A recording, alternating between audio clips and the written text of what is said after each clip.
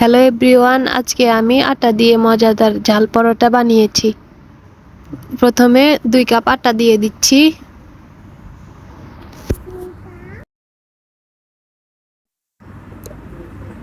দিয়ে দিচ্ছি একটু লবণ,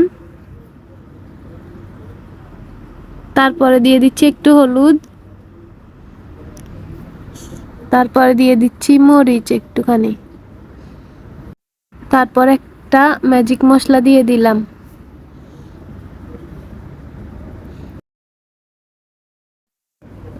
তারপরে দিয়ে দিচ্ছি কুচি করে রাখা পেঁয়াজ, কাঁচামরিচ। তারপর সবগুলোকে ভালোভাবে মিশিয়ে নিব।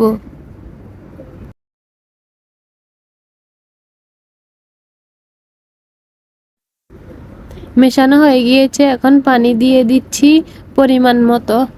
আপনারা আপনাদের পরিমাণ মতো দিবেন। আমি আমার পরিমাণ মতো যতটুকু লেগেছে পানি ততটুকু দিয়েছি। ভালোভাবে মিশিয়ে নিবেন। মেশানো হয়ে গেলে একটা ডিম ভেঙে দিচ্ছি, দিয়ে ভালোভাবে নেড়ে নিব।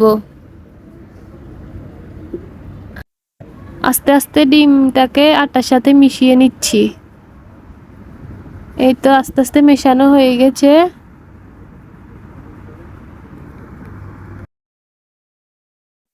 এখন চুলায় একটা কড়াই বসিয়ে দিয়েছি। কড়াইটা গরম হয়ে গেছে। এখন তেল ব্রাশ করে দিয়েছি। কড়াই গরম হয়ে গিয়েছে। এখন আটাগুলো একটু নেড়ে নিব ভালোভাবে। নেড়ে নিয়ে চামচে করে কিছুটা পরিমাণ আটা দিয়ে দিয়েছি।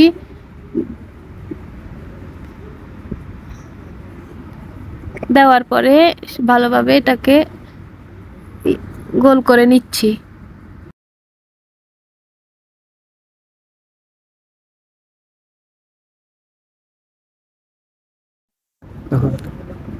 এখন পিঠাটা একটু হয়ে এসেছে। তারপরে এখন এক পাশ হয়ে গেছে, আর এক পাশ উল্টিয়ে দিয়েছি। পিঠা সাইড দিয়ে একটু একটু তেল দিয়ে দিচ্ছি ব্রাশ করে।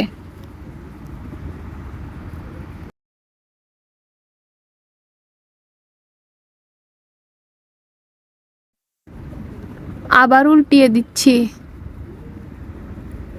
অনেক সুন্দর হয়েছে পিঠাটা। দেখুন কালারটা অনেক সুন্দর এসেছে। পিঠাটা হয়ে গেছে, এখন নামিয়ে নিচ্ছি। আরেকটা দিব। এখন আরেকটা পিঠার জন্য আটা দিয়ে কিছুটা আটা দিয়ে গোল করে নিচ্ছি।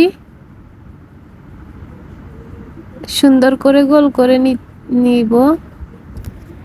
এখন আবার তেল দিয়ে দিচ্ছি সাইড দিয়ে ব্রাশ করে। পিঠাটা হয়ে এসেছে এক পিঠ। এখন আরেক পিঠ উল্টিয়ে দিয়েছি।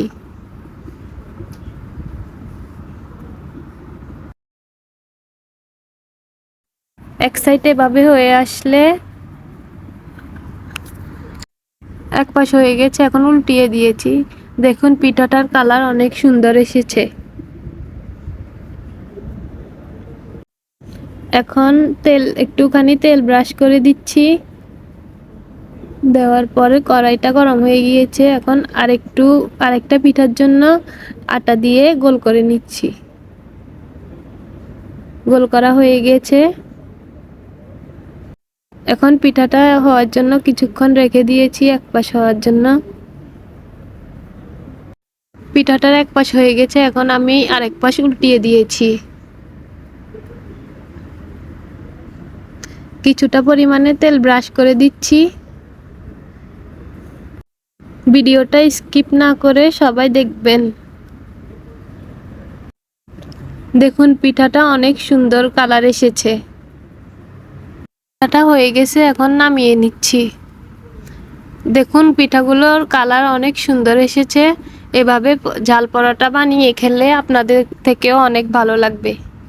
এখন আমি একটা সস দিয়ে দিচ্ছি পিঠাটার উপরে, দিয়ে এটার সাইডে একটা চামচ দিয়ে সবগুলোকে লাগিয়ে নিচ্ছি। হ্যাঁ, আমার সসগুলা লাগানো হয়ে গেছে। এখন আমি এটাকে রোলের মতো করে নিচ্ছি। এখন এটা খাওয়ার জন্য প্রস্তুত হয়ে গেছে। এভাবে ঝাল পরোটা বানিয়ে